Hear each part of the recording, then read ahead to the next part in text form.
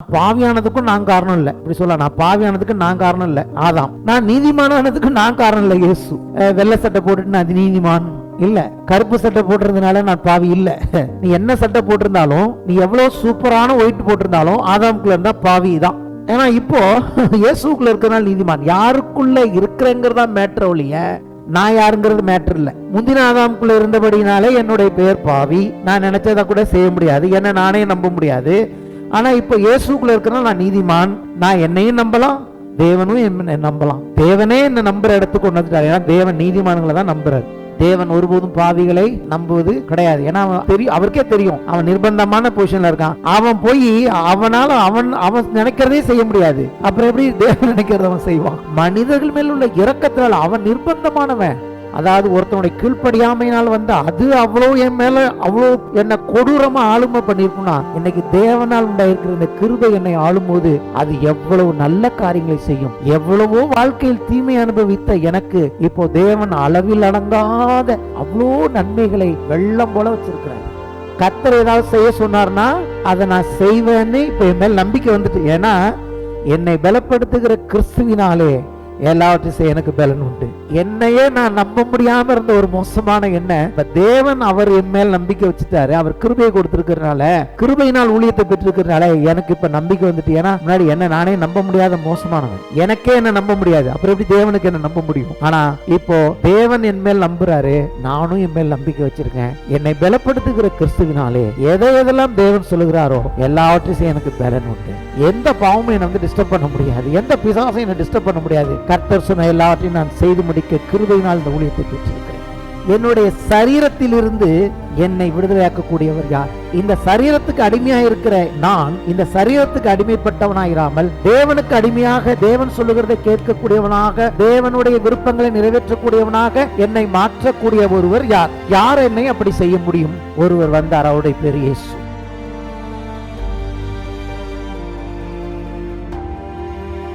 கர்த்தருடைய பரிசுத்த நாமத்திற்கு ஸ்தோத்திரம் உண்டாவதாக. Shalom shalom. Nothing is missing, nothing is broken in the mighty name of Jesus the Christ. வாசிப்போம். யாக்கோபு எழுதின நிருபம் 4ஆம் அதிகாரம் 5 முதல் 6 வசனங்கள். நம்மில் வாசமாயிருக்கிற ஆவியானவர் நம்மில் வாசமாயிருக்கிற ஆவியானவர் நம்மிடத்தில் வைராக்கிய வாஞ்சையாயிருக்கிறார் என்று வேத வாக்கியம் வீணாய் சொல்லுகிறதென்று, சும்மா சொல்லுகிறதென்று, ஏனோதானோ என்று சொல்லுகிறதென்று நினைக்கிறீர்களா? உங்களை பார்த்து கேளுங்க, எப்படி நினைக்கிறீங்க? அவர் அதிகமான கிருபையை அளிக்கிறாரே, ஆதலால் தேவன் பெருமையுள்ளவர்களுக்கு எதிர்த்து நிற்கிறார், எனக்கு அல்ல தாழ்மையுள்ளவர்களுக்கோ நான் தாழ்மையுள்ளவனாய் இருக்கிறபடினால் கிருபை அளிக்கிறார் என்று சொல்லியிருக்கிறபடினால் அது ஆகும். ஆமேன். இந்த வருஷத்தில் கிருபையை குறித்து நான் போதிக்க ஆரம்பித்திருக்கிறேன். அதை குறித்து ரொம்ப சந்தோஷப்படுகிறேன். இன்னைக்கு பிரசங்கத்துக்கு முன்னாடி போகிறதுக்கு முன்னாடி இந்த வசனத்தின் மூலமாக உங்களுக்கு தேவன் கண்களை திறக்க வேண்டும் என்று நான் சொல்லுகிறேன். என்னன்னு கேட்டிங்கன்னா, இந்த வசனம் என்ன சொல்லுதுன்னா, கிருபையை பற்றி ஆவியானவர் நம்மளோட இருக்காரு, ஆவியானவர் நமக்குள் வாசம் பண்ணுறாரு. அவருக்கு ஒரு வைராக்கிய வாஞ்சை என் மேலே இருக்கு. அது எதை குறித்த வைராக்கிய வாஞ்சைனா, அவர் என் மூலமாக ஒரு காரியத்தை செய்ய திட்டம் வச்சிருக்கிறாரு. அவர் என் மூலமாக எதை செய்ய அவருக்கு அவ்வளோ வைராக்கிய வாஞ்சை இருக்கிறதோ அதை நான் செஞ்சு முடிக்கிறதுக்கு என்னால் முடியாதுன்னு அவருக்கு தெரியும். அதனால் அவர் என்ன செய்ய விரும்புகிறார், அவர் என்ன செய்ய விரும்புகிறாரோ அதற்கு அவருடைய கிருபையை கொடுத்து அதை செய்ய விரும்புகிறார். நான் அதை புரிந்து கொண்டு என்னால் செய்ய முடியாதுன்னு எனக்கு தெரியும், தேவனுக்கும் தெரியும். அதனால் நான் எவ்வளவு அதிகமாக ஆவியானவரை அவருடைய கிருபையை சார்ந்து கொள்கிறேனோ, சார்ந்து கொள்ள நான் எவ்வளவு சார்ந்து கொள்ளுகிறேனோ அதைத்தான் தாழ்மை என்று வேதம் சொல்லுகிறது. அந்த அளவுக்கு அவர் என் வாழ்க்கையில் கிருபையை பெருக பண்ணிக்கிட்டே போகிறாரு. ரொம்ப நாள் நடக்க வேண்டிய காரியம் நான் நினைக்கிறத எவ்வளவு நான் கிருபையில் பெறுவனோ அவ்வளவு சீக்கிரத்தில் தேவன் என் வாழ்க்கையில் செய்து முடிப்பார். அவர் எவ்வளவு வைராக்கியம் உடையவராக இருக்கிறார் என்பது முக்கியம் இல்லை, ஏன்னா அவர் எப்போதுமே அப்படி தான் இருக்கிறாரு. இப்போ நான் என்ன பண்ணுவேன், என் வாழ்க்கையை வைராக்கியமாக அவருக்கு நேராக திருப்ப விரும்புகிறேன். நானும் என்னுடைய ஆவியானவரும் வைராக்கிய வாஞ்சை உள்ளவர்களாய் ஒரு மனமாய் கைகோர்த்து நடக்கும்போது நான் மெய்யான வெற்றியில் நடக்கப் போகிறேன். அதற்கு அதிகமான கிருபை அவர் அளிக்கிறார். நான் ஜஸ்ட் அவரோட கோஆப்ரேட் பண்ணணும், அவ்வளோதான். அவருடைய கிருபை தான் என்ன பண்ண போகிறது. இந்த வருஷத்தில் அவர் சொன்னபடியே எல்லாத்தையும் நான் சாதிக்க போகிறேன், கர்த்தருக்காக எல்லாத்தையும் செய்ய போகிறேன்னா அந்த கிருபை எனக்கு போதும் என்று சொல்லி. ஆனால் இந்த கிருபையின் ஆழத்தை நம்ம புரிஞ்சுக்கணும்னா இன்றைக்கி நான் பாவத்தை பற்றி பேச போகிறேன். பாவம்னா நமக்கு ஓரளவு தெரியும், ஆனால் வேதத்தின் அடிப்படையில் இந்த பாவம் எவ்வளோ ஒரு மோசமானது, அதிலிருந்து இயேசு நம்மளை விடுவித்திருக்கிறார், ரட்சிக்கப்பட்டிருக்கிறோம். இந்த ரட்சிப்பின் ஆழத்தை புரிந்து கொள்ளணும்னா எதிலிருந்து தேவன் நம்மை ரட்சித்திருக்கிறார்? முதல்ல பாவத்தோட ஆழத்தை இன்னைக்கு வேத வசனத்திலிருந்து நான் கொஞ்ச நேரம் போதிக்க விரும்புகிறேன். அதற்கு பிறகு இயேசு அதுக்கு எப்படியெல்லாம் நமக்கு தீர்வு கொடுத்திருக்கிறாரு, இன்னைக்கு அந்த தீர்வை குறித்த ஒரு புரிந்து கொள்ளுதல், எப்படி நம் கிருபையில் பெருக போகிறோம், எப்படி இருந்தாலும் கிருபையில் எப்படி பெருகணுங்கிறது தான் என்னுடைய முக்கியமான நோக்கம். அந்த கிருபையில் நம்ம எப்படி பெருகணும் அப்படின்னா, முதல்ல நமக்கு அந்த கிருபை கொடுத்தாரே, அந்த கிருபைக்கு பின்னாடி இருக்கிற ஆழமான காரியங்கள் என்ன? பாவங்கிறது சும்மா லேசுபாசான ஒரு காரியமா? இந்த முழு உலகத்துமே இன்னைக்கு பாவம் ஆளுகை செய்து அப்படின்னா அந்த பாவத்தை குறித்து நாம் கொஞ்சம் கற்றுக்கொள்ள வேண்டும். ஒரே வேத பகுதியிலிருந்து தான் நான் போதிக்க போகிறேன், அதனால் அங்கங்கே போக போகிறதில்ல. எல்லாருமே என்னோட கூட ரோமருக்கு எழுதின நிருபம் எடுத்துக்கொள்ளுங்கள். ரோமருக்கு எழுதின நிருபம் 7ஆம் அதிகாரம். ஃபஸ்ட்டு 7ஆம் அதிகாரத்திலேருந்து தான் நான் வசனங்களை வாசிக்க போகிறேன். வழக்கம் போல் நான் எல்லா வசனங்களையும் வாசிக்காமல் வசனத்தை வாசிச்சுக்கிட்டே ஒவ்வொரு வசனமாக விளக்க விரும்புகிறேன். ரோமர் 7ஆம் அதிகாரம் எடுத்துக்கொள்ளுங்கள். 10 வசனங்கள் நம்ம வாசிக்க போகிறோம், 14லேருந்து 24 வரைக்கும். அந்த 14 முதல் 24 வசனங்கள், அதோட இந்த அதிகாரம் முடிஞ்சிடும். அங்கேருந்து நான் ஆரம்பிக்கிறேன், ஏன்னா அங்கே பாவத்தை பற்றி அங்கே பவுல் எழுதுகிறார். நீங்கள் என்ன புரிஞ்சுக்கணுன்னா, முதல்ல இது பவுல் ரட்சிக்கப்பட்ட பிறகு எழுதின நிருபம். பவுல் என்ன பண்ண பிறகு, இயேசுவை சந்தித்த பிறகு அவருக்கே ஒரு ரட்சிப்பு தேவைப்பட்டது. அவர் யூதராக இருந்தாலும் கூட ரட்சிக்கப்பட்டார். ரட்சிக்கப்பட்டபடினாலே பாவனா என்னன்னு அவர் எழுதுகிறார். இப்போ எழுதுறாருன்னா அவர் பாவத்துக்கு கீழே இல்லை, பாவத்துக்கு கீழே நம்மளும் இப்போ இல்லை.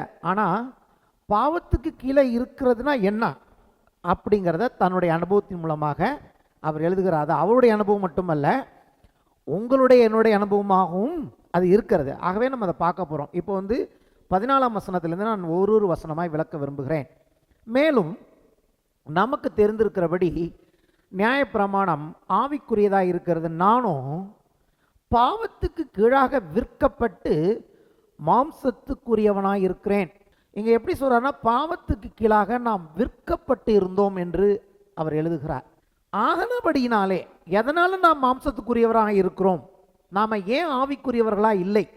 ஏன் ஆவிக்குரியவர்களாக இல்லை? ஏன் மாம்சத்துக்குரியவர்களாக இருக்கிறோம்? மாம்சத்துக்குரியவனானா என்ன?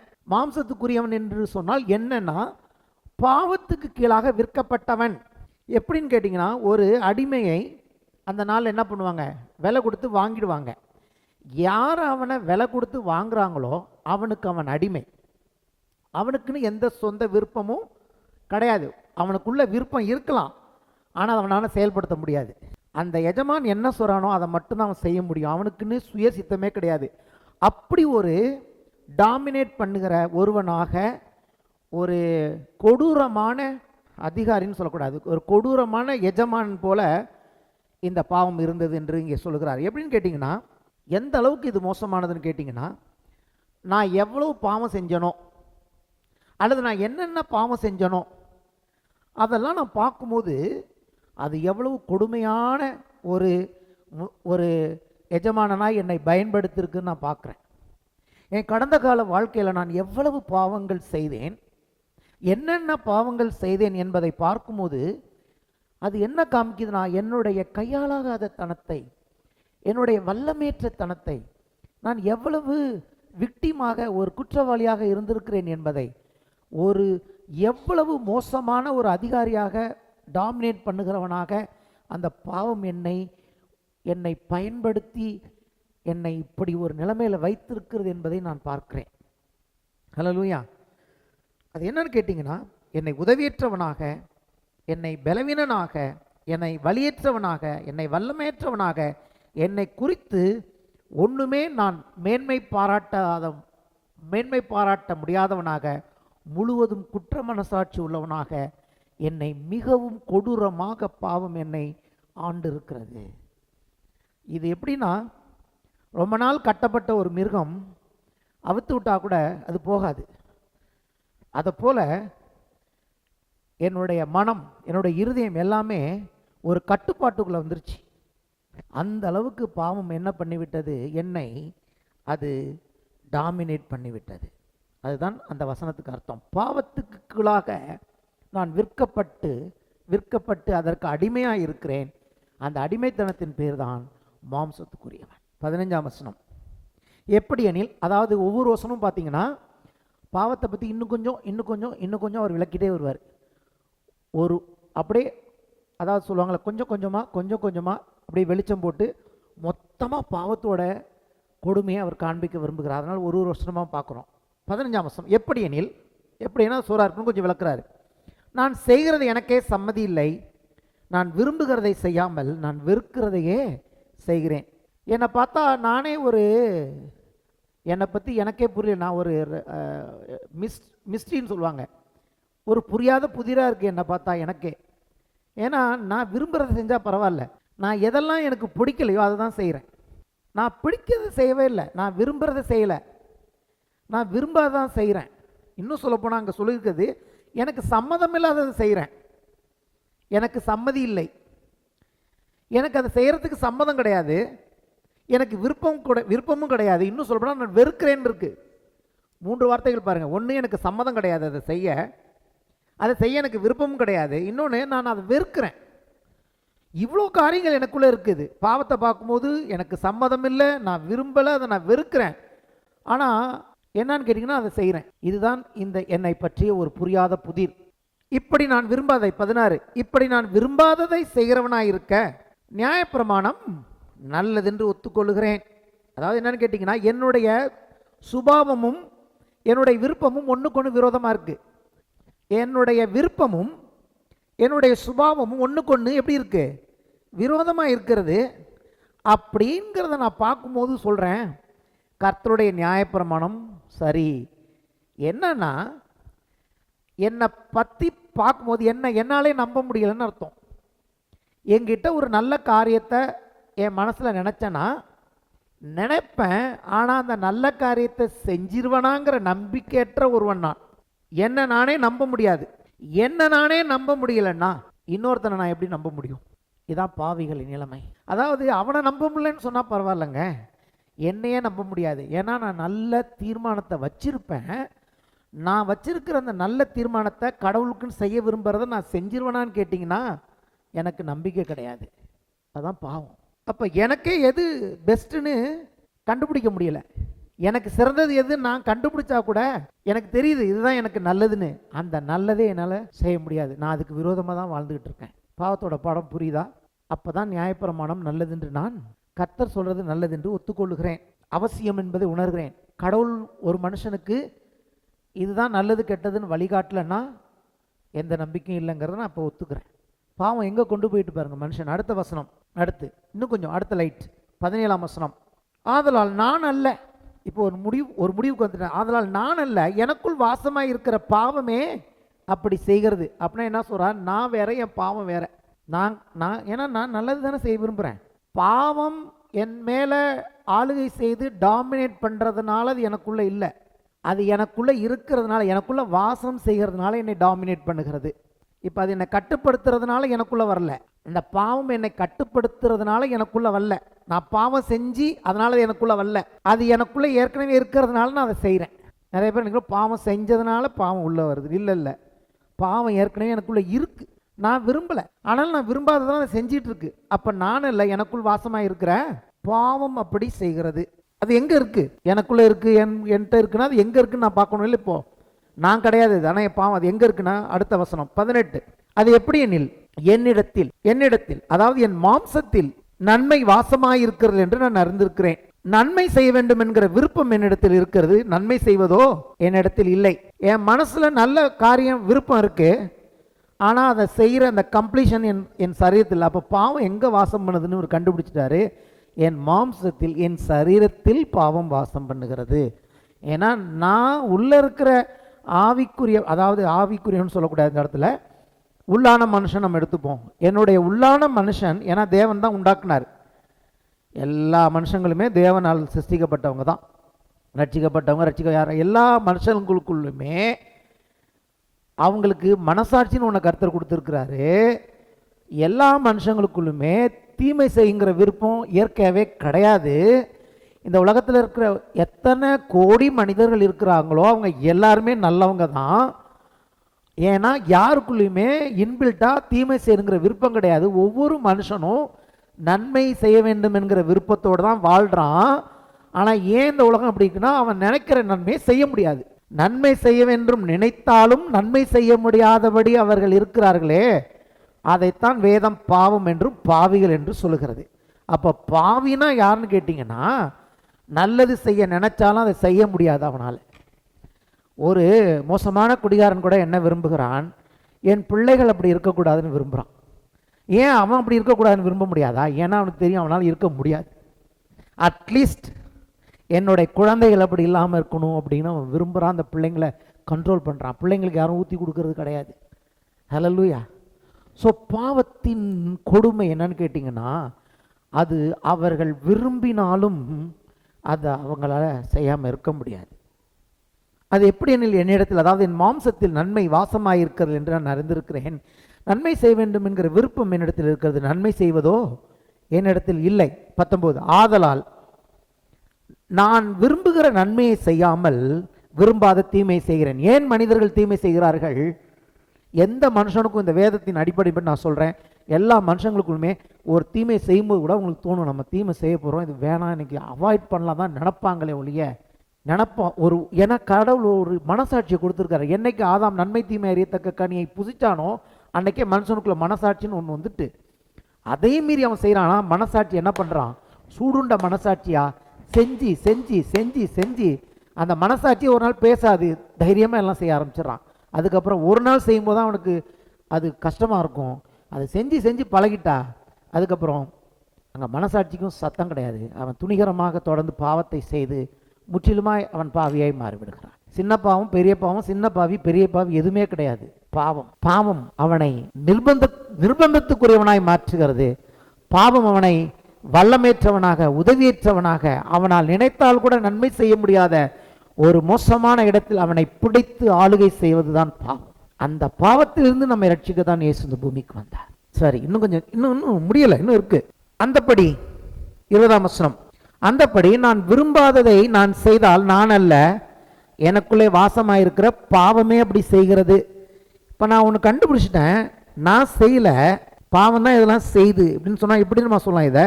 அதாவது பாவம் தான் பாவம் செய்யுது, நான் பாவம் செய்யல, எனக்குள்ள இருக்க பாவம் தான் என்ன பண்ணுது, பாவம் செய்யுது. அப்போ தேவன் தண்டிக்கணும்னா யாரை தண்டிக்கணும்? தேவன் என்ன தண்டிக்க கூடாது, பாவத்தை தண்டிக்க வேண்டும். பாவம் தண்டிக்கப்பட வேண்டியது ஒன்று வேதம் சொல்லுகிறது. கல்வாரி சிலுவையில் பாவமறியாத இயேசுவை தேவன் பாவமாக்கினார். பாவத்துக்கான தண்டனை இயேசு மேல் வந்தது.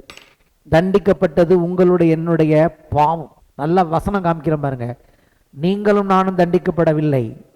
பாவத்தை தண்டிக்க ஒரு சரீரம், நாம் சரீரத்தில் செய்த பாவங்களை தண்டிக்க தேவனுக்கு ஒரு சரீரம் தேவைப்பட்டது. பாவமில்லாத இயேசுவின் சரீரத்தில் அந்த பாவத்தை அவர் தண்டனைக்குள்ளாக, ஆக்கினைக்குள்ளாக தீர்த்தார். 21ஆம் வசனம், பாவம் தான் அப்படி செய்யுது, நான் செய்யலன்ட்டாரு. ஆகையால் அடுத்து இது என்ன, இன்னும் கொஞ்சம் ஏன் இப்படி இருக்குன்னு நான் பார்க்குறேன், என்னதான் இதோட காரணம் பார்த்தீங்கன்னா, அப்புறம் சொல்றாரு, ஆனபடினால் நன்மை செய்கிற விரும்புகிற என்னிடத்தில் தீமை உண்டு என்கிற ஒரு பிரமாணத்தை பார்க்கிறேன். இப்பதான் எனக்கு புரியுது, பாவங்கிறது ஒரு லா, பிரமாணம்ங்கிறார். என்னன்னு சொல்றேன்னு கேட்டீங்கன்னா, புவியீர்ப்பு விசை ஒரு பிரமாணம். பிரமாணம் நீங்க இதை புரிஞ்சுக்கணும். லானா வந்து இப்படி புரிஞ்சுக்கணும். புவியீர்ப்பு விசை அது ஒரு லா. நீங்க நினைச்சாலும் நீங்க நினைக்காட்டியும் புவியீர்ப்பு விசைக்கு நீங்க கட்டுப்பட்டு தான் ஆகணும். இல்லைங்க நான் பறக்கணும்னா முடியாது. எல்லாம் சேர்ல உட்காந்துருக்கீங்க, நான் இங்கே நின்று பேசிட்டு இருக்கேன், நம்ம எல்லாரையும் நம்ம சேர், என்னுடைய புல்பீட் என்ன எல்லாம் இந்த புவியீர்ப்பு விசை எடுத்து கீழே வச்சிருக்கு. இல்லைங்க நான் கொஞ்ச நேரம் பறக்கணும்னா பறக்க முடியாது. நீங்கள் விரும்பினாலும் விரும்பாவிட்டாலும் இந்த புவியீர்ப்பு விசைக்கு நீங்கள் கட்டுப்பட்டு இருக்கிறீர்கள். அப்படியே பாவம்ங்கிறது ஒரு கட்டுப்பாட்டுக்குரிய ஒரு லா. அந்த லா எப்போ வந்து எக்ஸிக்யூட் ஆச்சுன்னு கேட்டிங்கன்னா, தேவன் சொன்னார், இதை புசிக்கும் நாளில் நீ சாகவே சாவாய், பாவத்தின் சம்பளம் மரணம் என்பது தேவன் வச்ச லா. அப்ப எந்தெந்த ஆத்மா பாவம் செய்கிற அந்த ஆத்மா சாகும், இது லா. ஸோ இந்த பாவம் உள்ள உலகத்தில் வந்த பிறகு இன்னைக்கு என்னாச்சு, நீங்க விரும்புறீங்களோ, உலகத்தில் பிறந்துட்டு ஒரு பிள்ளை, இப்போ ஒரு பிள்ளை பிறக்குது ஹாஸ்பிட்டலில், அந்த பிள்ளை விரும்பினாலும் விரும்பாட்டியும் அது பாவத்தின் அந்த லாக்குள்ள தான் இருக்கு. எல்லாரும் பாவிகளானோம், எல்லாரும் கெட்டு போனார்கள், எல்லாரும் ஏகமாய் கெட்டு போனார்கள் அப்படிங்கிறது அதான் அர்த்தம். ஏன்னா மனுஷனா பிறந்தீங்கனாலே you are under the law of sin and death. அந்த மரணம், பாவம் மரணங்கிற பிரமாணத்துக்கு உட்பட்டு தான் நம்ம எல்லாம் பிறக்கிறோம். அதனால தான் கிறிஸ்தவ குடும்பத்தில் பிறந்தாலும் பிள்ளைகளுக்கு ரட்சிப்பு தேவையாக இருக்கிறது. ஆமேன். ரட்சிப்புங்கிறது ஒவ்வொருக்கும் தனியாக இருக்கிறது. சரி, அப்போ இவர் என்ன கண்டுபிடிச்சிட்டாரு? இது ஒரு பிரமாணம்னு சொல்லிட்டாரு. பிரமாணத்தை காண்கிறேன். 22, உள்ளான மனுஷனுக்கு ஏற்றபடி தேவனுடைய நியாயப்பிரமாணத்தின் மேல் பிரியமாய் இருக்கிறேன், ஆகிலும் என் மனதின் பிரமாணத்துக்கு விரோதமாய் போராடுகிற வேறொரு பிரமாணத்தை என் அவயவங்களில் இருக்க காண்கிறேன், அது என் அவயவங்களில் உண்டாயிருக்கிற பாவ பிரமாணத்துக்கு என்னை சிறையாக்கி கொள்ளுகிறது. அப்ப என்ன சொல்றாரு? ஒவ்வொரு மனுஷனுக்குள்ளேயும் தேவன் மனசாட்சி கொடுத்திருக்கிறதுனால உள்ளான மனுஷன் என்ன பண்றான்? கடவுளுக்காக வாழணும், நான் நல்லவனா வாழணும், நீதியாய் வாழணும் என்கிற அந்த அந்த அந்த அந்த காரியத்தின் மேல் எல்லாருக்கும் ஆசை இருக்கு. ஆனா அந்த ஆசைக்கு அந்த பிரமாணத்துக்கு இன்னொரு பிரமாணம் போராடுது. அது எங்க வாழுதுன்னா என் சரீரத்தில் இருக்கு. உள்ள பிரமாணம் இருக்கிறது தேவன் கொடுத்த பிரமாணம். மனசாட்சியில நான் தேவனுக்காக வாழ விரும்புறேன், நான் நல்லா வாழ விரும்புறேன். ஆனா இன்னொன்று இருக்கு பார்த்தீங்களா, அல்லா என்னுடைய சரீரத்தில் அவயத்தில் இருக்குது. அது என்ன பண்ணுது? என்னை தேவனுக்கு பிரியமாய் வாழாதபடிக்கு அது என்னை சிறையாக்கி கொள்ளுகிறது, என்னை ஜெயிலில் வச்சிடுது. என்னால் ஒண்ணுமே பண்ண முடியாது. 24ஆம் வசனம், நிர்பந்தமான மனுஷன் நான், வேற வழியே இல்லை, என் தலையில அதுதான் நிர்பந்தமா விழுந்துருச்சு. இப்ப சொல்றாரு, இந்த மரண சரீரத்தில் இருந்து, இப்ப கொஞ்சம் லாங்குவேஜ் மாறுது, இந்த சரீரம் சொல்லல, பாவ சரீரம் சொல்லல, மரண சரீரம். ஏன்னா பாவத்தையும் மரணத்தையும் பிரிக்க முடியாது. நிர்பந்தமான மனுஷன் நான், இந்த மரண சரீரத்தின்று யார் என்னை விடுதலையாக்குவார்? எப்படி புயிர்ப்பு பிரமாணம் என்னை கீழே பிடிச்சி இழுக்குதோ அப்படி இந்த பாவ பிரமாணம் என்னை அடிமையாக்கி வச்சிருக்குதே, இதிலிருந்து என்னை விடுதலையாக்கக்கூடிய, அதாவது இப்படி சொல்லலாம், என்னுடைய சரீரத்திலிருந்து என்னை விடுதலையாக்கக்கூடியவர் யார்? இந்த சரீரத்துக்கு அடிமையாக இருக்கிற நான் இந்த சரீரத்துக்கு அடிமைப்பட்டவனாயிராமல் தேவனுக்கு அடிமையாக, தேவன் சொல்லுகிறதை கேட்கக்கூடியவனாக, தேவனுடைய விருப்பங்களை நிறைவேற்றக்கூடியவனாக என்னை மாற்றக்கூடிய ஒருவர் யார்? யார் என்னை அப்படி செய்ய முடியும்? ஒருவர் வந்தார், அவருடைய பேர் இயேசு. ஹல்லேலூயா. அப்ப பாவி என்பவன் யாருன்னு கேட்டீங்கன்னா, தன்னுடைய சரீரத்தால் கட்டுப்படுத்தப்படுவன், அவன் மனதினால் கட்டுப்படுத்தப்படுபவன் அல்ல. மாம்சம் விரும்புகிற மாம்சத்தின் இச்சைகளை நிறைவேற்றும்படியாக, கண்களின் இச்சை, மாம்சத்தின் இச்சை, ஜீவனத்தின் பெருமை, கண்ணு பார்க்கிறதையும் சரீரம் விரும்புகிறதையும் உலகத்தில் இருக்கிற பெருமைகளை மட்டுமே நிறைவேற்றக்கூடியவனாக இருப்பவனை தான் வேதம் பாவி என்று சொல்கிறது. அதுதான் யோவான் எழுதுகிறார் 1 யோவான்ல, இவைகள் எல்லாம் பிதாவினால் உண்டானவைகள் அல்ல, அவைகள் உலகத்திலிருந்து உண்டானவைகள். உலகத்தில் உண்டான இச்சையினால் உண்டான கேட்டுக்கு தப்பி தேவனுடைய திவ்ய சுபாவத்துக்கு பங்குள்ளவளாகும் பொருட்டு தேவன் நமக்கு வாக்குத்தத்தங்களை கொடுத்து ரட்சிக்கிறார் என்று வேதம் சொல்லுகிறது. பாவத்தோட டெப்த் புரியுதா உங்களுக்கு? இப்போ ஒரு மனுஷன் நான் சன்மார்க்கனாக, கடவுளுக்கு பிரியமானவனாக வாழ நினைத்தாலும் அவன் ஆசை நிராசையாக அவனை நிர்பந்தமான ஒரு மனுஷனாக நிறுத்துவதுதான் பாவத்தின் வல்லமையுடைய உச்சகட்டம். 25ஆம் வசனம், நம்முடைய கர்த்தராகிய இயேசு கிறிஸ்து மூலமாய் தேவனை ஸ்தோத்தரிக்கிறேன், ஆதலால் நானே என் மனதினால் தேவனுடைய பிரமாணத்துக்கும் மாம்சத்தினாலேயோ பாவ பிரமாணத்துக்கும் ஊழியம் செய்கிறேன். 2 லா இருக்கு எனக்குள்ள, 2க்கும் நான் நல்லா கோஆப்ரேட் பண்றேன்.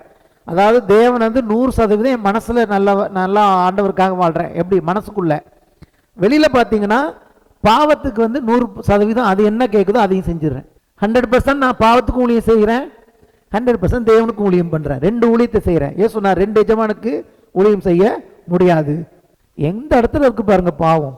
தேவனுக்கென்று வாழ வேண்டிய வாழ்க்கையை உங்க முயற்சியால ஒரு நாளும் வாழ வைக்க முடியாத அளவுக்கு நம்மை கட்டுப்படுத்துறது தான் பாவம். பாவத்தை பத்தி நல்ல படம் விரிவா நான் ரோமர்லேருந்து பேசிட்டேன். இப்ப ரட்சிப்பை பத்தி படம் பார்ப்போம். ஏன்னா இதை புரிஞ்சாதான் அதை புரிய முடியும். ரட்சிக்கப்பட்டிருக்கிறோம், இயேசுவை ஆண்டவன் சொல்லியிருக்கிறோம்னா, ஏன் இன்னும் கூட நம்ம வாழ்க்கையில பாவம் தலை தூக்கிட்டு இருக்கு, நம்மளால ஜெயிக்க முடியலன்னா அது யாருன்னு புரியாதனாலதான். அதை நம்ம சரியா புரிஞ்சுக்கிட்டோம்னு வச்சுங்க, அது ஒரு பிரச்சனையே கிடையாது. நம்ம எதுல இருந்து விடுதலையாக்கப்பட்டிருக்கோங்கிறத நம்ம புரிஞ்சுக்கணும். இயேசு பாவத்திலிருந்து நம்ம விடுதலையாக்கி இருக்கிறார்னா, முன்னாடி நம்ம நினைச்சா கூட தேவனுக்கு பிரியமா வாழ முடியாது. ஆனா இயேசு கொடுத்த ரட்சிப்பின் மூலமாக இப்ப தேவனுக்கு பிரியமான வாழ்வு நம்மால் வாழ முடியும். ஏன்னா நம்ம அந்த அடிமைத்தனத்துல இல்லை. இயேசு அந்த பாவத்தை நம்ம வாழ்க்கையிலிருந்து அவர் அதை அப்புறப்படுத்தி இருக்கிறார். சும்மா அப்புறப்படுத்தல, அவருடைய சரீரத்தில் தேவன் அந்த பாவத்தை ஆக்கினர்களாக தீர்த்தார். நான் இன்னும் அந்த வசனத்துக்கு போல. அடுத்து ரோமர், அதே ரோமர். ஆக்சுவலா இப்ப நீங்க ரோமர் 7ஆம் அதிகாரம் நான் உங்களுக்கு வாசிச்சிருக்கேன் இல்லையா? அடுத்து 8ஆம் அதிகாரத்துக்கு போகணும். ஆனா 8ஆம் அதிகாரத்துக்கு போறதுக்கு முன்னாடி ரோமர் 5ஆம் அதிகாரத்திலிருந்து ஒரு சில காரியங்களை பேச விரும்புகிறேன். அப்பதான் உங்களுக்கு புரியும் இப்ப நான் சொன்னதோட அர்த்தம். நான் ரிவர்ஸ்ல போறேன். ரோமர் 5 போவோம். ரோமர் 5ஆம் அதிகாரம் 17 முதல் 21 வசனங்கள். இப்ப இந்த ஆளுகையை பத்தி சொன்ன பாவம் என்னை ஆண்டு கொண்டதுன்னு இப்ப என்ன நடக்குது பாருங்க. அல்லாமலும் இதுக்கு காரணம் யாருங்கிறது இப்ப பார்க்க போறோம். இதெல்லாம் இவ்வளவு நேரம் நம்ம பார்த்தோம். இவ்வளவு பிரச்சனைக்கு என்ன காரணம்? அல்லாமலும் ஒருவனுடைய மீறுதலினாலே அந்த ஒருவன் மூலமாய் மரணம் ஆண்டு கொண்டிருந்தது. யார் அந்த ஒருவன்? ஆதாம். அவர் சொன்னார், கர்த்தர் சொன்னாரு, அப்பா எல்லாத்தையும் புசி, இதோ உனக்கு சகல ஆசீர்வாதத்தையும் வச்சிருக்கேன், ஒன்று மட்டும் செய்யாத, நன்மை தீமை அறியத்தக்க கனியை புசிக்காத, அதை புசிக்கும் நாளில் நீ சாகவே சாவாய். அவன் அதை மீறினான். கர்த்தருடைய உடன்படிக்கை மீறினபடினாலே என்ன வந்துச்சு? ஒருவனுடைய மீறுதலினாலே அந்த ஒருவன் மூலமாய் நம் எல்லார் மேலும் மரணம் ஆளுகை செய்ய ஆரம்பித்தது. பாவமும் பாவத்தின் மூலமாய் மரணமும் ஆண்டு கொண்டிருக்க, still it's going on the world இல்லையா? எல்லாரையும் மரணம் ஆண்டு கொண்டிருக்க இப்போ இயேசு வந்துட்டாரு. இயேசு விசுவாசிக்கும் போது என்ன நடக்குதுன்னா, என்ன பெற்றுக்கொள்கிறோம்னா, கிருபையின் பரிபூர்ணத்தையும் நீதியாகிய ஈவின் பரிபூர்ணத்தையும் பெறுகிறவர்கள். இப்ப வேற ஒன்று பெற்றுக்கிறோம். அவர் மூலமா என்ன வருதுன்னா, கிருபையின் பரிபூர்ணம் நீதியாகிய ஈவின் பரிபூர்ணத்தையும் பெறுகிறோம். அப்புறம் நான் அதை விளக்குறேன். அப்படி அதை பெறும்போது நம்ம என்ன பண்ணுகிறோம்? ஜீவனை அடைந்து ஆழ்வார்கள். முன்னாடி மரணம் ஆண்டு கொண்டிருந்தது, இப்ப இயேசு கிறிஸ்து மூலமாக ஜீவனை அடைந்து ஆளுவார்கள் என்பது அதிக நிச்சயம். அது எப்படி உங்களை ஆட்சி செஞ்சுதோ, உங்களை பிடிச்சி நீங்க நினைக்கிறத செய்ய விடாம உங்க மேல டாமினேட் பண்ணுதோ, அதை விட இது அதிகம். இந்த ஜீவன் உங்க மேல ஆளுகை பண்ணி கிருபையும் நீதியும் ஆட்சி பண்ணுச்சுன்னா, அப்போ பாவத்துக்கு அடிமையா இருந்தீங்க, இப்ப நீதிக்கு அடிமையாய் மாறுகிறோம், கிருபைக்கு அடிமையாய் மாறுகிறோம். இப்போ நம்ம வாழ்க்கையில ஜீவன் தான் டாமினேட் பண்ணும். எவ்வளவு நல்ல செய்தி! அந்த ஆட்சிக்கு கீழே நம்ம இல்லை. அந்த ஆட்சி முடிஞ்சு போச்சு. இயேசு வந்த பிறகு இந்த ஆட்சி வந்திருக்கு. இந்த ஆட்சி கீழே இப்ப நம்ம நினைச்சதை, கர்த்தருக்குன்னு செய்ய நினைச்சதை எல்லாம் செய்யலாம். ஏன்? சுயமுயற்சியா இல்லை, கிருபையினாலும் தேவ நீதினாலும் அதை செய்யறோம்ல, அது பேர் தான் ஆளுகை. முன்னாடி அடிமைகளாக இருந்தோம், நினைச்சா கூட நல்லது செய்ய முடியாம பாவியாக அடிமையாக இருந்த என்னை இப்பொழுது தேவன் அவருடைய நீதியின்படியாக எல்லாவற்றையும் செய்ய கர்த்தர் எனக்கு விடுதலை கொடுத்திருக்கிறார். Once the Jesus set me free, I am free indeed. குமாரன் விடுதலையாக்கினால் மெய்யான விடுதலை. விடுதலைனா இதான் விடுதலை. விடுதலைனா இதான் விடுதலை. நான் செய்ய நினைச்ச, அதாவது என்னையே நான் நம்ப முடியாம இருந்தேன் பாருங்க. என்னையே நான் நம்ப முடியாது, நல்லதான் செய்வேன் நினைப்பேன், ஆனா என் மேல எனக்கு, ஆனா இப்ப என்ன நான் நம்புவேன். ஹல்லேலூயா! என்ன கர்த்தர் ஏதாவது செய்ய சொன்னார்னா அதை நான் செய்வேன்னு இப்ப என் மேல நம்பிக்கை வந்துட்டு. ஏன்னா என்னை பலப்படுத்துகிற கிறிஸ்துவினாலே எல்லாவற்றையும் செய்ய எனக்கு பலன் உண்டு. என்னையே நான் நம்ப முடியாம இருந்த ஒரு மோசமான எண்ணம் இப்ப தேவன் அவர் என் மேல் நம்பிக்கை வச்சுட்டாரு. அவர் கிருபையை கொடுத்திருக்கிறதுனால, கிருபையினால் ஊழியத்தை பெற்றிருக்கிறதுனால எனக்கு இப்ப நம்பிக்கை வந்துட்டு. ஏன்னா முன்னாடி என்ன நானே நம்ப முடியாத மோசமானவன், எனக்கே என்ன நம்ப முடியாது, அப்புறம் எப்படி தேவனுக்கு என்ன நம்ப முடியும்? ஆனா இப்போ தேவன் என் மேல் நம்புறாரு, நானும் என் மேல் நம்பிக்கை வச்சிருக்கேன். என்னை பலப்படுத்துகிற கிறிஸ்துவினாலே எதெல்லாம் தேவன் சொல்லுகிறாரோ எல்லாவற்றையும் எனக்கு பலன் உண்டு. எந்த பாவமும் என்னை வந்து டிஸ்டர்ப் பண்ண முடியாது, எந்த பிசாசும் என்னை டிஸ்டர்ப் பண்ண முடியாது. கர்த்தர் சொன்ன எல்லாவற்றையும் நான் செய்து முடிக்க கிருபையினால் இந்த ஊழியத்தை பெற்றிருக்கிறேன். உங்க ஒவ்வொருவருக்கும் எதை கர்த்தர் உங்களை செய்ய சொல்றாரோ அதை செய்யக்கூடிய கிருபையை ஆண்டவர் இன்றைக்கு கொடுத்திருக்கிறார். அப்ப ரெண்டு விதமான ஆட்சி. ஒரு ஆட்சி கீழ்ப்படியாமையினால வந்துச்சு, ஒருத்தன் கீழ்ப்படியாததுனால ஒரு ஆட்சி வந்தது. இப்போ ஒருத்தர் பர்ஃபெக்டா கீழ்ப்படிஞ்சதுனால வேற ஆட்சி வந்து விட்டது. அடுத்து 18ஆம் வசனம், ஒரே மீறுதலினாலே எல்லா மனுஷருக்கும் ஆக்கினைக்கு ஏதுவான தீர்ப்பு உண்டானது போல ஒரே நீதினாலே எல்லா மனுஷருக்கும் ஜீவனை அளிக்கும் நீதிக்கு ஏதுவான தீர்ப்பு உண்டாயிற்று. அதாவது ரெண்டு ஜட்ஜ்மெண்ட். ஒருத்தன் கீழ்ப்படியாம போனதுனால கர்த்தர் ஒரு ஜட்ஜ்மெண்ட் கொடுத்தாரு, இப்போ ஒருத்தர் கீழ்ப்படிஞ்சதுனால கர்த்தர் ஒரு ஜட்ஜ்மெண்ட் கொடுத்திருக்கிறாரு. ஆனா அது ரெண்டு ஜட்ஜ்மெண்ட் ஈக்குவலானது அல்ல. கீழ்ப்படியாமையினால் உண்டான அவனுடைய பாவத்துக்கு உண்டான தீர்ப்பு மரணம். ஆனா கீழ்ப்படிந்தவர்னாலே உண்டாயிருக்கிற இந்த இவருடைய கீழ்ப்படிதலுக்கு தேவன் கொடுத்த ஜட்ஜ்மெண்ட் வந்து அது போல அல்ல. இது கிருபை, இது நீதி. அது வெறும் மரணத்தை மட்டும் கொடுத்தது, இது ஜீவனை கொடுத்திருக்கிறது, ஆளுகையை கொடுத்திருக்கிறது, கிருபையை கொடுத்திருக்கிறது. ஸோ இதை வந்து நீங்க கம்பேர் பண்ண முடியாதுங்கிறாரு. இப்போ என்னன்னு கேட்டீங்கன்னா ரெண்டே காரியம்தான். அதாவது ரெண்டு ஆதாம், முந்தின ஆதாம் பிந்தின ஆதாம். ஒரே மனுஷன் கீழ்ப்படியாம போனா ஒரே மனுஷன் கீழ்ப்படிச்சிட்டாரு. இப்போ நீங்க என்ன செஞ்சீங்க, நீங்க என்ன செய்யலைங்கிறது பெறதுல யாருக்குள்ள இருக்கவங்க தான் மேட்ரு. கீழ்ப்படியாதவனுக்குள்ள இருந்த வரைக்கும் அவன் மூலமா வந்ததான் அந்த ஜட்ஜ்மெண்ட்டுக்குள்ள இருந்தோம். இப்ப கீழ்ப்படிந்தவருக்குள்ள வந்தப்போ இந்த ஜட்ஜ்மெண்ட்டுக்குள்ள இருக்கும். முன்னாடி அந்த ஜட்ஜ்மெண்ட் மரணம், பாவம், மரணங்கிற ஜட்ஜ்மெண்ட். இப்ப வேற ஜட்ஜ்மெண்ட் என்னன்னா நீதி, கிருபை, ஜீவன், நித்திய ஜீவன். வாழ்க்கையில எந்த பகுதியிலையும் எந்த குறையோ மரணமோ கதறுதலோ கண்ணீரோ எதுவும் இல்லாத ஜீவன், பரிபூர்ண ஜீவன் ஆகிய அந்த ஜீவன் என்னை ஆளுகை செய்கிறது. ஆமேன்.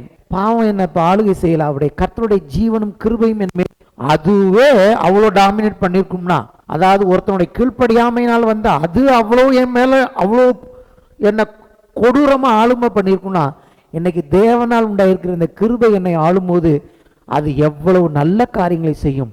எவ்வளவோ வாழ்க்கையில் தீமை அனுபவித்த எனக்கு இப்போ தேவன் அளவில் அடங்காத அவ்வளோ நன்மைகளை வெள்ளம் போல வச்சிருக்கிறாரு. இந்த வெள்ளம் போன்ற அவருடைய நன்மைகளை, ஆசீர்வாதங்களை, அவருடைய கிருபையை விசுவாசிப்பதனால் நான் பெற்றுக்கொள்ள போகிறேன். அதனால சொல்லியிருக்கு, அந்த நியாய தீர்ப்பு போல இந்த நியாய தீர்ப்பு கிடையாது. அதுக்கு உண்டான நியாய தீர்ப்பு மரணத்துக்கு எதுவாக உண்டானுச்சு. ஆனால் இந்த நீதிக்கேற்ற இந்த தீர்ப்பு என்னன்னா இப்படி இருக்கு. 10ஆம் வசனம், அன்றியும் ஒரே மனுஷனுடைய கீழ்ப்படியாமையினாலே அநேகர் பாவிகளாக்கப்பட்டது போல ஒருவருடைய கீழ்ப்படிதினாலே அநேகர் நீதிமான்களாக்கப்படுவார்கள். நான் பாவியானதுக்கும் நான் காரணம் இல்லை. இப்படி சொல்ல, நான் பாவியானதுக்கு நான் காரணம் இல்லை ஆதாம், நான் நீதிமானதுக்கு நான் காரணம் இல்லை இயேசு. யாருக்குள்ள இருக்கிறவங்க தான் மேட்ரு. இப்போ என்னாச்சுங்க, எனக்கு ஒரு வெள்ளை சட்டை போட்டுட்டு நான் அது நீதிமான் இல்லை, கருப்பு சட்டை போட்டிருந்தனால நான் பாவி இல்லை. நீ என்ன சட்டை போட்டிருந்தாலும், நீ எவ்வளோ சூப்பரான ஒயிட் போட்டிருந்தாலும் ஆதாமுக்குள்ள இருந்தா பாவி தான். ஏன்னா இப்போ இயேசுக்குள்ள இருக்கிறனால நீதிமான். யாருக்குள்ள இருக்கிறங்கிறதா மேட்ரு ஒழிய நான் யாருங்கிறது மேட்ரு இல்லை. நல்லா சொல்லுமா, நான் யாருங்கிறது மேட்ரு இல்லை, நான் யாருக்குள்ள இருக்கிறேங்கிறது தான் மேட்ரு. முந்தின ஆதாமுக்குள்ள இருந்தபடினாலே என்னுடைய பெயர் பாவி, நான் நினைச்சதை கூட செய்ய முடியாது, என்ன நானே நம்ப முடியாது. ஆனா இப்போ இயேசுக்குள்ள இருக்கிறனால நான் நீதிமான். நான் என்னையும் நம்பலாம், தேவனும் என்ன நம்பலாம். ஹல்லேலூயா. தேவனே என்ன நம்புற இடத்துக்கு கொண்டு வந்துட்டார். ஏன்னா தேவன் நீதிமான்களை தான் நம்புறாரு. தேவன் ஒருபோதும் பாவிகளை நம்புவது கிடையாது. ஏன்னா அவனுக்கு தெரியும், அவருக்கே தெரியும் அவன் நிர்பந்தமான பொசிஷன்ல இருக்கான். அவன் போய் அவன் நினைக்கிறதே செய்ய முடியாது. அப்புறம் எப்படி தேவன் நினைக்கிறத அவன் செய்வான்? அவனுடைய கர்த்தர் இரக்கம் உள்ளவர், மனுஷனுடைய நிர்பந்தத்தை பார்க்கிறார். ஏன் குமாரன் அனுப்பினார், ஏன் சுவிசேஷம் அறிவிக்க சொல்றாருன்னா மனிதர்கள் மேல் உள்ள இரக்கத்தினால். அவன் நிர்பந்தமானவன், அவனால நினைச்சா கூட ஏன் இன்னைக்கு தீமை பண்ணுது, இப்படி உலகம் அழியுதுன்னா அவனோட இன்பில்ட்டு. அவன் இன்னைக்கு குண்டு போடக்கூடாது நினைச்சா கூட அவனால் போடாம இருக்க முடியாது, போட்டு தான் ஆவான். ஏன்னா பிசாசின் கண்ட்ரோல்ல இருக்கிறான். எல்லா தீமைகளுக்கும் காரணம் மனுஷர்கள் அல்ல, அவர்களுக்கு பின்னாடி இருந்து அவர்களை செயல்படுத்துற பிசாசு. உண்மையா சொன்னீங்கன்னா அவன்கிட்ட கேட்டு பாருங்க, ஒரு நாள் ஜட்ஜ்மெண்ட்ல சொல்லுவான் பாருங்க, அவன் ஜட்ஜ்மெண்ட் சொல்லுவான் பாருங்க, அவனே சொல்லுவான் நான் இதை செய்யவே விரும்பல ஆனா செஞ்சேன்னு சொல்லுவான். ஒருத்தன் கூட இந்த உலகத்தில் போற ஒரு பாவி, ஒரு மோசமானவன், ஒரு கொடூரமானவன் கூட நீங்க கேட்டு பார்த்தீங்கன்னா அவன் சொல்லுவான் நான் இதை விரும்பலன்னு தான் சொல்லுவான். அக்கார்டிங் டு பைபிள் ஒரு நாள் சொல்லுவான் நான் இதை விரும்பலன்னு சொல்லுவான். ஏன்னா மனுஷனை தேவனத்திலிருந்து வந்தவன், தேவனுடைய சாயலின்படியும் தேவனுடைய ரூபத்தின்படி வந்தவன் எப்படி தீமை செய்ய முடியும்? பாவத்தோட சீரியஸ்னஸ், இந்த பாவத்தை இயேசு கல்வாரி சிலுவையில் சுமந்து தீர்த்தாருங்கிறதா நம்ம சொல்றோம். நிர்பந்தமான மனுஷர்களுக்கு சுவிசேஷத்தை நாம் அறிவிக்கிறோம். உன்னால உன்னை மாத்திக்க முடியாது, நீ நினைச்சா கூட உன் குடும்பத்துக்கு நீ நன்மை செய்யறவனா வாழ முடியாது, உனக்கே உன்னால நன்மை செய்ய முடியாது. நீ சுயநலவாதியா தான் இருப்ப, நீ பொல்லாதவனா தான் இருப்ப. ஓரளவு நீ நல்ல மனுஷனா கூட இருக்கலாம், நீ ஒரு சன்மார்க்கம் உள்ளவனா கூட இருக்கலாம். ஆனா எப்போதுமே நீ நினைக்கிற நன்மையை உன்னால செய்ய முடியாது. நீ செய்ய நினைக்கிற அளவுக்கு உன்னால் நன்மை செய்ய முடியாது. ஏன்னா அதுக்கான திராணி உனக்கு கிடையாது. இயேசு என்னும் ஒருவரிலே வராமல் நீ நன்மை செய்ய முடியாது. நன்மை செய்கிற விருப்பம் உனக்கு இருக்கலாம், ஆனால் நன்மை செய்கிற காரியம் உன்னிடத்தில் காணப்படாது. மேலும் மீறுதல் பெருகும்படிக்கு நியாயப்பிரமாணம் வந்தது. அப்படி இருந்தும் பாவம் பெருகின இடத்தில் கிருபை அதிகமாய் பெருகிற்று. அதனால் பாவம் மரணத்துக்கு ஏதுவாக ஆண்டு கொண்டது போல கிருபையானது நம்முடைய கர்த்தராகிய இயேசு கிறிஸ்துவின் மூலமாய் நீதியினாலே நித்திய ஜீவனுக்கு ஏதுவாக ஆண்டு கொண்டது. அதான் சொன்ன இந்த ஆளுகை எப்படின்னு கேட்டீங்கன்னா, அப்ப தேவன் ஏன் நியாயப்பிரமாணத்தை எழுதி கொடுத்தாருன்னா, நியாயப்பிரமாணத்தை பார்க்க என்னாச்சுன்னு கேட்டீங்கன்னா, எனக்கு இன்னும் தோல்வி அதிகமாயிட்டே இருக்கு. கடவுள் ஒண்ணுமே கொடுக்காம இருந்தா கூட பரவாயில்ல, எழுதி இதெல்லாம் தான் சரின்னு கொடுத்துட்டாரு, ஆனா என்னால செய்யவே முடியல. அப்ப என்னாச்சுன்னு கேட்டீங்கன்னா, தோல்வியின் மேல் தோல்வி. என்னை பத்தி நான் இன்னும் ரொம்ப மோசமா உணர்றேன், இன்னும் மோசமா உணர்றேன், ரொம்ப மோசமா உணர்ந்துட்டே போறேன். நாளுக்கு நாள் என்னை பத்திய எண்ணங்கள் ரொம்ப மோசமா இருக்கு. ஒரு கட்டத்துல என்ன பண்ணிட்டேன், ஆண்டவரே நான் ரொம்ப மோசமா இருக்கேன், எனக்கு உதவி செய்யுங்கன்னு கேட்க ஆரம்பிச்சிட்டேன். அதான் தாழ்மை. நாளுக்கு நாள் கடவுளுடைய பிரமாணத்தை பார்க்கும்போது ஐ எம் ஒஸ்ட் ரொம்ப ஒஸ்ட்லையும் ஒஸ்டா போயிட்டு ஒரு கட்டத்தில் மனுஷன் என்ன பண்ணணும், ஆண்டவரே நான் ரொம்ப ஒஸ்டா இருக்கேன், ஏதாவது நீங்க செய்யுங்க. வாசிப்போம் லூக்கா 18ஆம் அதிகாரம். எப்ப கடவுள் உதவி செய்கிறாருன்னு பார்க்கிறோம். அதிக கிருபை அளிக்கிறான்னு பார்த்தோமா ஆவியானவர் அதிக கிருபை அளிக்கிறான்னு பார்த்தோம்னா எப்ப அளிக்கிறார் இப்ப பாருங்க. லூக்கா 18ஆம் அதிகாரம் 10 முதல் 14 வசனங்கள். 2 மனுஷர் ஜெபம் பண்ணும்படி தேவாலயத்துக்கு போனார்கள். ஒருவன் பரிசேயன், மற்றவன் ஆயக்காரன். பரிசேயன் என்று, தேவனே, நான் பரிகாரர், அநியாயக்காரர், விபச்சாரக்காரர் ஆகிய மற்ற மனுஷரைப் போலவும் இந்த ஆயக்காரனைப் போலவும் இராததினால் உம்மை ஸ்தோத்தரிக்கிறேன். வாரத்தில் 2 தரம் உபவாசிக்கிறேன், என் சம்பாத்தியத்தில் எல்லாம் தசமபாகம் செலுத்தி வருகிறேன் என்று தனக்குள்ளே ஜெபம் பண்ணினான். இந்த இன்னொருத்தன் நின்றுட்டு இருக்கான், டாக்ஸ் கலெக்டர். இவனை போல நான் கிடையாது, மற்றவங்களை போல கிடையாது. நான் கரெக்டாக ஆண்டவர் என்னென்ன சொல்றாரோ அதெல்லாம் செஞ்சிட்டு இருக்கேன். இந்த அநியாயக்காரன் விபச்சாரக்காரன் போல் நான் இல்லைங்கிறான். அவனுக்கு என்ன, அவன் சொன்னதெல்லாம் கரெக்டு தான். அங்கே என்ன புரியலைன்னா, அவன் எங்கே தவறான்னா, அவன் எதையுமே வெளிப்பிரகாரமாக செய்யலை. ஒரு உதாரணம் விபச்சாரத்தை எடுத்துப்போம். விபச்சாரத்தை அவன் சரீர பிரகாரமாக யாரோடையும் செய்யலை, கடவுளுக்காக பயந்து வாழ்கிறான். ஆனால் அவன் இருதயத்துக்குள்ளே விபச்சாரம் செய்ய வேண்டும் என்கிற ஆசை அதிகமாக இருக்குது, இச்சை இருக்குது. தேவன் சொன்னபடினால இருக்கான வழிய அவன் முழுக்க விபச்சார எண்ணங்களால் நிறைந்திருக்கிறான். விபச்சாரம் செய்யலை. ஒரு ஸ்திரீ போகும்போது அவனுக்கு அந்த எண்ணம் வருது, தான் பார்க்க விரும்புகிற ஸ்திரீயோடு நான் விபச்சாரம் செய்யணுங்கிற ஆசை அவனுக்குள்ள ஒவ்வொரு நாளும் இருந்துகிட்டு தான் இருக்கு. அது இருக்கிற வரைக்கும் அவன் நீதிமான் கிடையாது. ஆனா மற்றவங்களை பார்த்து சொல்றான், இவங்களை போல நான் இல்லைன்னு சொல்றான். ஆனா இச்சை என்பது அவனுக்குள்ளே இருக்கிறதுங்கிறது அவனுக்கு தெரியல. அதனால கடவுள் பார்த்தாரு, ஓஹோ அப்படியா, நீ அப்படியே இருந்துட்டாரு. ஆனா இன்னொருத்தன் சொல்றான் பாருங்க, ஆயக்காரன் தூரத்தில் நின்று, இவனுக்கு எப்படின்னா, இவன் ஒரு இடத்துக்கு வந்துட்டான், ஆண்டவரே நான் ஒஸ்ட் மேல ஒஸ்டா இருக்கேன், எனக்கு உங்களுக்காக வாழுங்கிற விருப்பம் இருக்கு, ஆனா என்னால் முடியல. கண்களையும் வானத்துக்கு ஏறெடுக்க தூடியாமல் தன் மார்பில் அடித்துக்கொண்டு, தேவனே பாவி, அதான் சொல்றான், நான் பாவிங்கிறத ஒத்துக்கிறான், என்னால செய்ய முடியாதுங்கிறத ஒத்துக்கிறான். அவன் அப்படி இல்லை. இவன் சொல்றான், பாவியாகிய என் மேல் கிருபையாயிரும் என்றான். ஒரே வார்த்தை தான், நான் பாவின்னு ஒத்துக்கிட்டு, ஆனா என் மேல நீங்க இரக்கமா இருங்க ஆண்டவரே அப்படின்னு சொன்னானா, உடனே சொல்றான், அவனல்ல இவனே நீதிமானாக்கப்பட்டவனாய் தன் வீட்டுக்கு திரும்பி போனான் என்று உங்களுக்கு சொல்லுகிறேன். அதாவது யார் தேவன்கிட்ட என்னால ஒன்றும் முடியலப்பா, என் மேல நீங்க கிருபையாயிருங்க, நீங்க ஏதாவது செய்யுங்க அப்படின்னு கேட்குறாங்களோ அவங்கள தேவ நீதிமானாய் மாற்றுகிறார். இல்லைங்க, நாங்கள் நல்லதாக இருக்கிறோம், நாங்கள் உங்களை மாதிரி இல்லைன்னு சொல்லப்பட, இந்த கிறிஸ்தவங்களை மாதிரி நாங்கள் கிடையாது, நாங்கள் தானம் பண்ணுறோம், தர்மம் பண்ணுறோம், அங்கே போகிறோம், இங்கே போகிறோம், நல்லதெல்லாம் செய்கிறோம், இன்னும் சொல்லப்போனால் அவங்கள விட நாங்கள் நல்லவங்க, அதனால் எங்களுக்கு இயேசு தேவையில்லைன்னு சொல்கிறவங்களுக்கு கர்த்தர் ஒன்றும் செய்கிறது இல்லை. அது வெறும் பரிசேயர்களுக்கு மட்டும் இல்லை, இந்த உலகத்தில் இருக்கிற அநேகருக்கு தங்களை குறித்த எண்ணம் நான் பர்ஃபெக்ட்டுன்னு. அவங்களுக்கு ரட்சிப்பு கிடையாது. ஆண்டவரே நாங்கள் ஒஸ்ட்டு தான், நாங்கள் மட்டமானவங்க தான், எங்களால் முடியல, எங்களுக்கு கொஞ்சம் நீங்கள் தான் ஆண்டவரே ஏதாவது செய்யணும், எங்கள் மேலே கொஞ்சம் இரக்கமாக இருங்க ஆண்டவரே அப்படின்னு கர்த்தர் சொல்கிறாரு. என் கிருபை உனக்கு தரேன், நீ நீதிமானா உன்னை மாத்துறேன், நீ என்கிட்ட வா அப்படின்னு சொல்கிறாரு.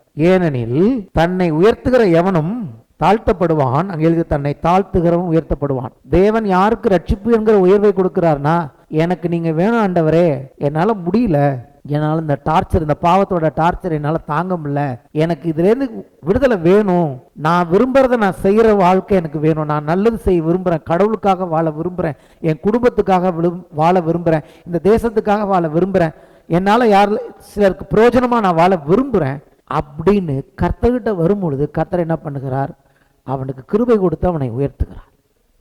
தாழ்மை, இந்த கான்டெக்ஸ்ட் வச்சு பார்க்கும்போது தாழ்மைன்னா என்னன்னு கேட்டிங்கன்னா, ஆவியானவர் நம்ம வாழ்க்கையில் வைராக்கிய வாஞ்சி உள்ளவராக இருக்கிறாரு, நம்மை குறித்த நல்ல திட்டங்களை வச்சிருக்கிறார், அவருக்கே தெரியும். ஆனால் நம்ம பலவீனம் உள்ளவர்கள், நம்மளால் பர்ஃபெக்டாக செய்ய முடியாதுங்கிறது கர்த்தருக்கு தெரியும். ஆனால் நமக்கு தெரியணும், ஆண்டவர் விரும்ப எல்லாத்தையும் என்னால் பர்ஃபெக்டாக செய்கிறதுக்கு என்னால் முடியாது, எனக்கு எப்போதுமே தினந்தோறும் காலைதோறும் அவருடைய கிருபை எனக்கு வேணும், எந்த காரியத்தை நான் செய்கிறதுனாலும் அவருடைய கிருபை சார்ந்தாதான் என்னால் செய்ய முடியும். நான் என்னுடைய நீதி, என்னுடைய பர்ஃபெக்ஷன், என்னுடைய உபவாசம், என்னுடைய ஜெபம், என்னுடைய தசமபாகம் அப்படின்னு மத ரீதியாக என்னை நான் உயர்த்திடக்கூடாது. அதெல்லாம் நல்லது தான், நான் கர்த்தருக்காக செய்கிறதெல்லாம் நல்லது. ஆனால் என்னுடைய செய்கைகள் என்னுடைய நீதிக்கு அளவுகோலாக இருக்கக்கூடாது. எப்பயுமே என்னுடைய செய்கைகள், என்னுடைய வெற்றி, அது என்னுடைய நீதிக்காய் அளவுகோலாய் ஒரு நாளும் பரிசீலனை போல மாறிடக்கூடாது. எப்போதுமே என்னுடைய நீதியின் அளவுகோல் இயேசுதான். எனக்கு கொடுக்கப்பட்ட கிருபையும் எனக்கு தேவன் கொடுத்த நீதியும் அதன் அளவு இயேசு கிறிஸ்து ஒருவரே. கிருபையினால் இந்த ஊழியத்தை பெற்றேன், கிருபையினால் இந்த ரட்சிப்பை பெற்றிருக்கிறேன். ஆகவே இந்த ஊழியத்தை நான் செய்து முடிப்பதற்கும் தேவனுடைய கிருபை எனக்கு தேவைப்படுகிறது. நான் தேவனுடைய ஒவ்வொரு விருப்பத்தையும் நிறைவேற்றுவதற்கு கிருபை எனக்கு தேவைப்படுகிறது என்று நினைப்பவர்களைத்தான் நம்ம அடுத்த வாரத்தில் பார்க்க போறோம். அவர்கள் தான் ஆவியினால் நடக்கிறவர்கள். ஆவிக்குரியவர்கள்லாம் என்னன்னு கேட்டீங்கன்னா, ஆவியின்படி நடக்கிறவர்களுக்கு ரோமர் 8ஆம் அதிகாரத்துக்கு நான் அடுத்த வாரம் போறேன். இப்ப சொல்லி வைக்கிறேன். இயேசு கிறிஸ்துக்கு உட்பட்டவர்களாக இருந்து மாம்சத்தின்படி நடவாமல் ஆவியின்படி நடக்கிறவர்களுக்கு எந்த குற்றமான சாட்சியும் இல்லைன்னா எப்படின்னு கேட்டீங்கன்னா, ஏன் எனக்கு குற்றமான சாட்சி வராதுன்னா, இப்போ நான் என்ன சார்ந்து வாழ போறது இல்ல, நான் தேவனுடைய கிருபையை சார்ந்து வாழ போகிறேன். அப்போ மாம்சத்துக்குரியவன் என்னன்னு கேட்டீங்கன்னா, என்னுடைய ஸ்டாண்டர்ட், என்னுடைய நீதியின்படி நான் கர்த்தருடைய காரியங்களை செய்ய முயற்சிக்காமல் தேவன் என்ன செய்ய கூப்பிட்டிருக்காரோ அந்த ஆவியானவர் எனக்கு அதிக கிருபை கொடுப்பார், அவரை சார்ந்து கொண்டு நான் காரியங்களை செய்து முடிப்பேன் அப்படின்னு நினைச்சிட்டேன்னா, எனக்குள்ள நான் கர்த்தருக்கு இதை செய்யலையே அதை செய்யலையே, நான் போக வேண்டிய இடத்துக்கு போலேங்கிற குற்றமான சாட்சி நான் இருக்க மாட்டேன்.